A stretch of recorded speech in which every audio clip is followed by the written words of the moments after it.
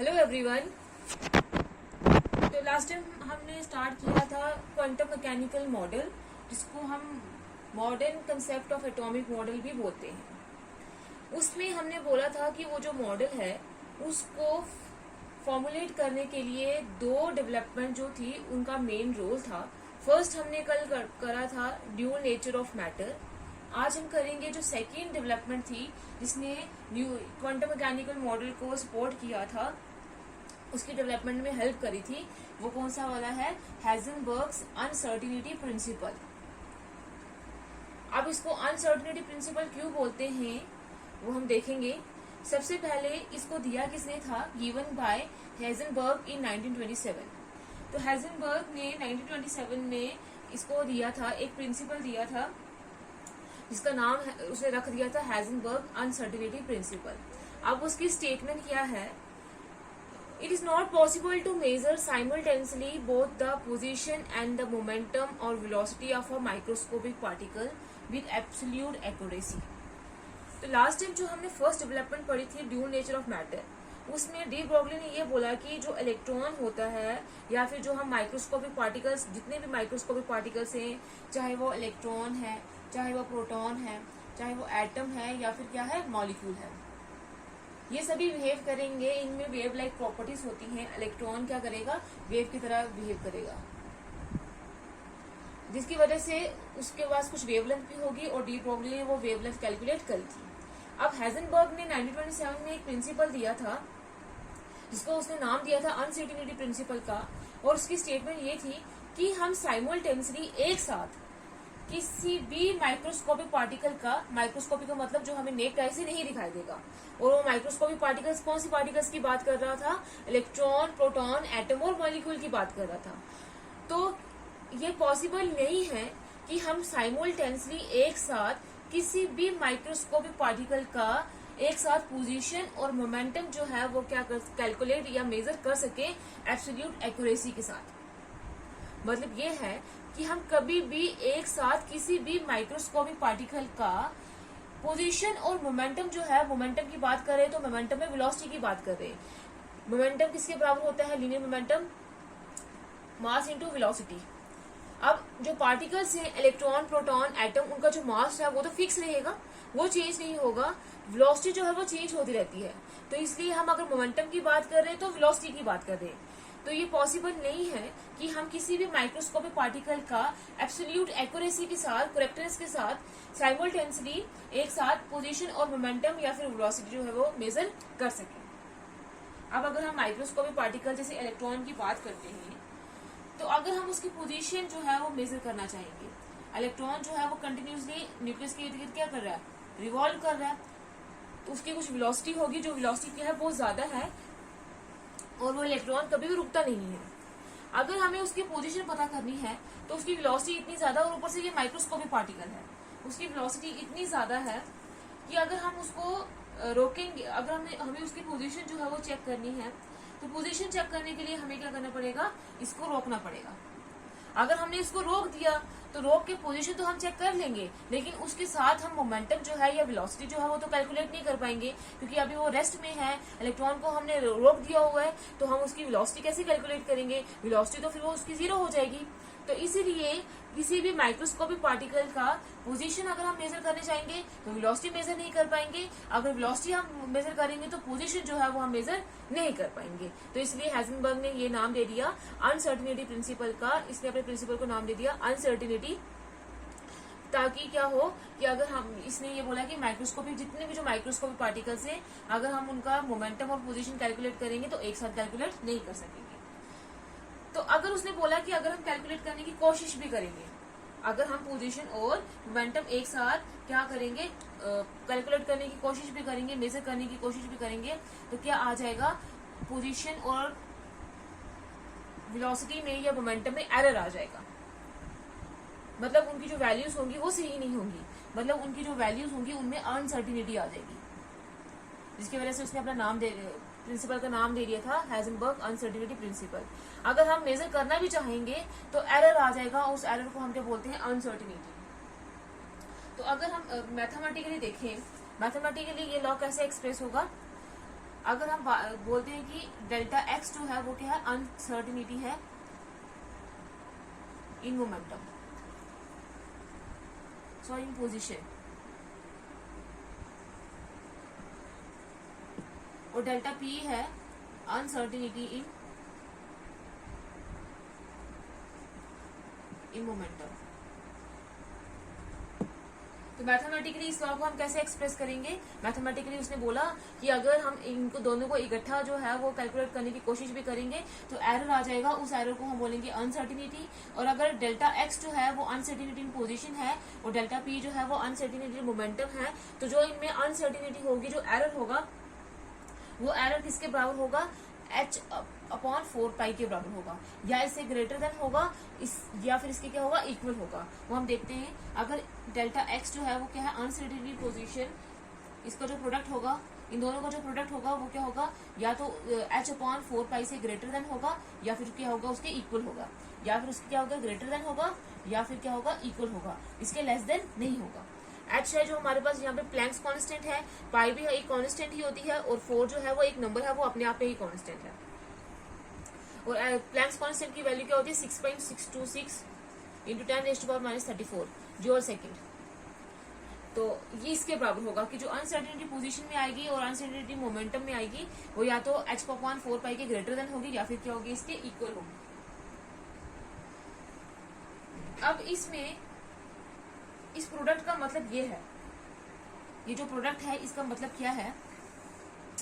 अगर delta x जो है वो स्मॉल है, मतलब जो पोजीशन में जो अनसर्टिनिटी है वो कम है, मतलब एरर कम है, तो पोजीशन जो है वो हम एक्यूरेटली मेजर कर सकते हैं, then position is accurately measured. लेकिन कंडीशन ये है, तब क्या होना चाहिए? जो डेल्टा पी है वो लार्ज होना चाहिए, जो अनसर्टिनिटी है पोजीशन मोमेंटम में वो क्या होनी चाहिए? लार्ज होनी चाहिए। अगर अनसर्टिनिटी मोमेंटम में ज्यादा होगी तो जो क्या होगा? हम पोजीशन जो है वो एक्यूरेटली मेजर कर सकते हैं। दूसरा केस ये है, अगर डेल्टा पी जो है वो स्मॉल होगा, मतलब जो अनसर्टिनिटी होगी मोमेंटम में वो क्या होगी? स्मॉल होगी, तो हम जो है मोमेंटम इज एक्यूरेटली मेजर्ड, तब मोमेंटम जो है वो हम एक्यूरेटली मेजर कर सकते हैं। लेकिन इसमें कंडीशन क्या होगी? जो डेल्टा एक्स होगी, जो अनसर्टिनिटी पोजीशन में आएगी, वो क्या होनी चाहिए? ज्यादा होनी चाहिए। अगर ये ज्यादा होगी तो हम इसको एक्यूरेटली मेजर कर सकते हैं, और अगर ये ज्यादा होगी तो हम डेल्टा एक्स को जो है वो एक्यूरेटली मेजर कर पाएंगे। इसका मतलब ये है कि पोजीशन जो पार्टिकल की है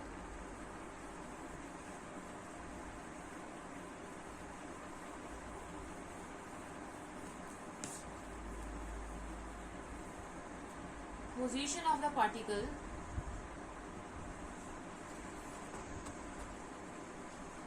is accurately measured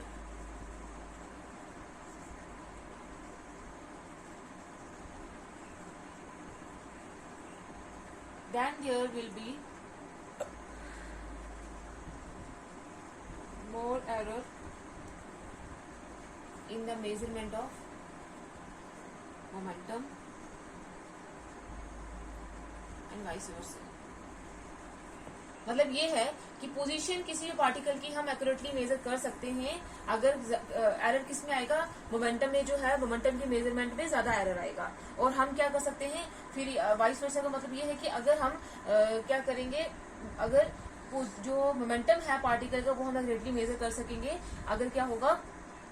जो पोजीशन है उसके मेजरमेंट में क्या आएगा? ज्यादा एरर आएगा। अब जो मोमेंटम होता है पी, वो किसके बराबर होता है? mv के बराबर होता है। तो डेल्टा पी किसके बराबर हो जाएगा? डेल्टा mv के बराबर हो जाएगा। अब यहाँ पे जो मास है वो पार्टिकल का हमेशा फिक्स रहता है, तो वो तो चेंज नहीं होगा, उसमें कोई एरर नहीं आएगा। तो डेल्टा पी किसके बराबर हो जाएगा? m डेल्टा v के बराबर हो जाएगा, क्योंकि एरर किस में आएगा? सिर्फ वेलोसिटी में ही आएगा, अनसर्टेनिटी सिर्फ वेलोसिटी में आएगी। तो अब अगर हम इसकी वैल्यू पुट करेंगे तो क्या आ जाएगा?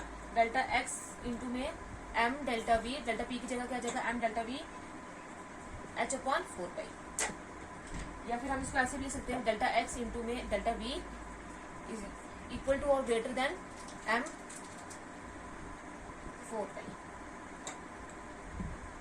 और 4/m। ये है हाइजेनबर्ग का अनसर्टेनिटी प्रिंसिपल, कि हम किसी भी माइक्रोस्कोपिक पार्टिकल की जो है वो पोजीशन और मोमेंटम एक साथ कैलकुलेट नहीं कर सकते हैं। अब इसके सिग्निफिकेंस क्या है?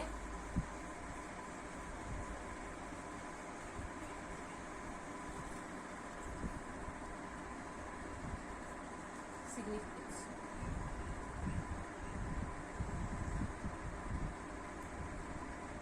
it is used to determine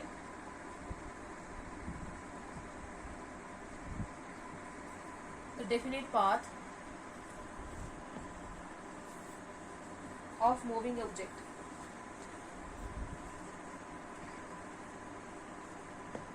कि अनसर्टेनिटी प्रिंसिपल जो है वो मोमेंटम और उसने बोला कि मोमेंटम और पोजीशन हम इकट्ठे कैलकुलेट नहीं कर सकते, लेकिन इसको हम यूज कर सकते हैं एक मूविंग ऑब्जेक्ट का पाथ पता करने के लिए, कि वो किस रास्ते में घूम रहा है, किस रास्ते में मूव कर रहा है, वो हम अच्छे से पता कर सकते हैं। उसका पाथ पता कर सकते हैं, लेकिन उसकी पोजीशन पता नहीं कर सकते। तो इसको हम यूज कर सकते हैं डेफिनेट पाथ मूविंग ऑब्जेक्ट का पता करने के लिए। नेक्स्ट है, if we know the position of the object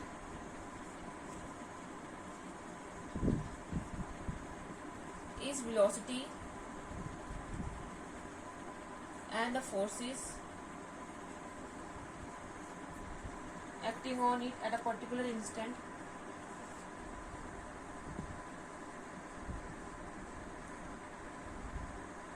then we can find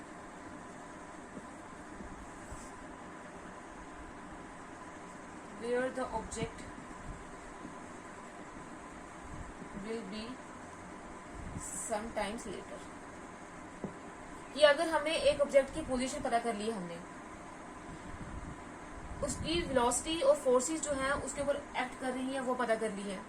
अगर उनमें एरर ज्यादा है तो हम पोजीशन जो है, वेलोसिटी में एरर ज्यादा होगा तो हम पोजीशन जो है वो कैलकुलेट कर सकते हैं पर्टिकुलर इंस्टेंट पे।